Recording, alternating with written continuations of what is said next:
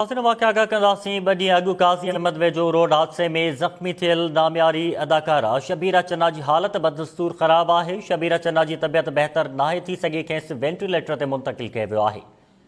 बिस्मिल्लाहिर्रहमानिर्रहीम। अस्सलाम वालेकुम प्यारा दोस्तों, एक नई वीडियो सां गॾु जी ख़िदमत में हाज़िर आहियूं। अफ़सोसनाक ख़बर आहे, अॼु असां वटि अवां जे लाइ अदाकारा शबीरा चन्ना खे वेंटिलेटर ते शिफ्ट कयो वियो आहे ऐं डॉक्टरनि जो अदाकारा शबीरा चन्ना जे बारे में छा चवणु आहे। नादिया कॉल करे सिंध टीवी वारनि खे इंफॉर्म कयो आहे त अदाकारा शबीरा चन्ना जी हालत मुसलसल नाज़ुक आहे ऐं अॼु अदाकारा शबीरा चन्ना खे डॉक्टरनि वेंटिलेटर ते मुंतक़िल कयो आहे, जंहिं सबबु अदाकारा शबीरा चन्ना हिन महिल कंहिंसां ॻाल्हाइण जी पोज़ीशन में न आहे ऐं अदाकारा शबीरा चन्ना वेंटिलेटर ते आहे।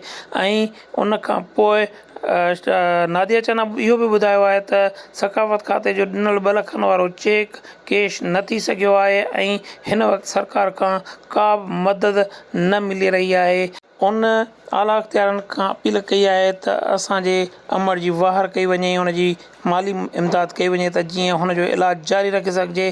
त प्यारा दोस्तो, छा अव्हां बि अदाकारा शबीरा चन्ना जा फ़ैन आहियो? जेकॾहिं अव्हां बि अदाकारा शबीरा चन्ना जा फ़ैन आहियो त हिन वीडियो खे शेयर कयो एतिरे ताईं जो ही सिंध जे आला अख़्तियारनि ताईं पहुचे ऐं उहे आपा शबीरा चन्ना जे इलाज ऐं मदद करण जे लाइ क़दम वधाइनि। ऐं हाणे असां तव्हांखे ॿुधाईंदासीं डॉक्टरनि जो छा चवणु आहे अदाकारा शबीरा चन्ना जे तबियत जे बारे में। त हलूं हिन वीडियो ॾे। इन जे करे ॼाणाए वियो आहे जेके ज़ख़्म आहिनि उहे जेसिताईं बहितर थींदा उन खां पोइ उनजो इलाज कयो वेंदो ऐं हिन वक़्तु जेका आहे सो हू घर मुंतक़िल थी चुकी आहे। ॿिए तरफ़ जेको शबीरा चन्ना जो फर्ज़ंद आहे